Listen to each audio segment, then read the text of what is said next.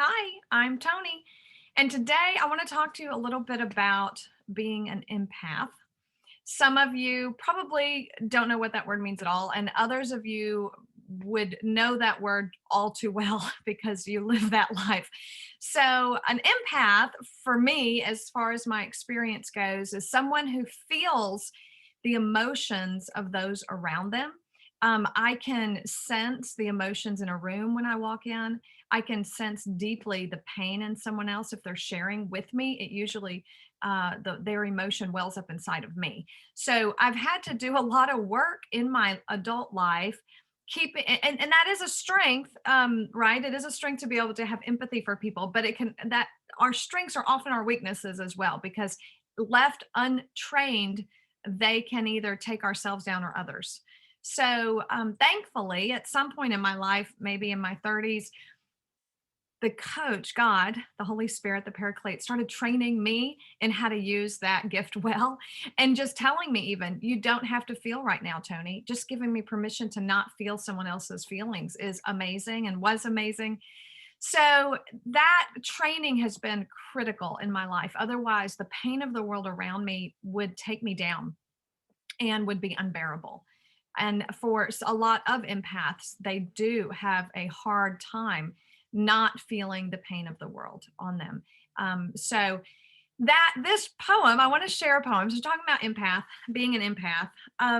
So this was a darker moment of me being an empath. I think I really was just done, and I thought, you know what? I don't want to know people's pain anymore because it's so much easier to just live my happy life and ignore that other people struggle. That would be an easy life. So I want that life. Like I was in that moment because it was hard. We were living in a different country with lots of people who were struggling with mental illness, and it was rampant and it was very difficult.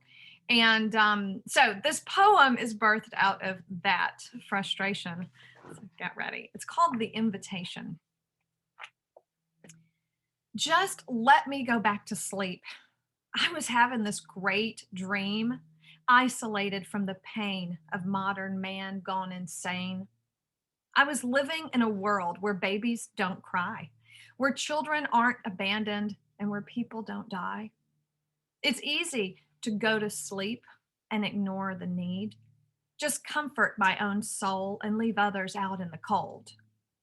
It's safer not to share in their pain, not to hear their cries, not to see their lives.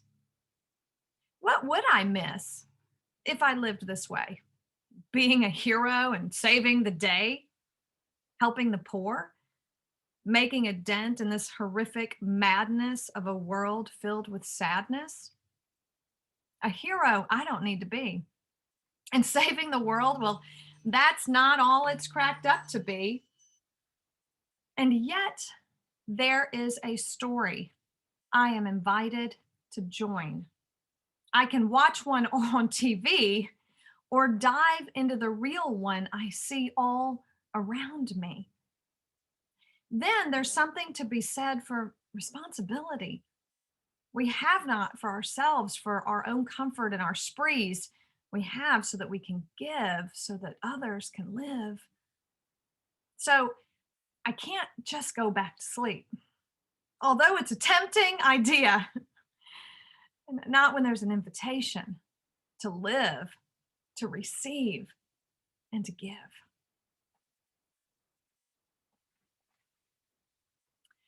Being honest about the struggles, right, of this life that we've been invited into. And God does invite us to get our own needs met, and He does invite us to be comforted, deeply, deeply comforted, and deeply provided for in every way.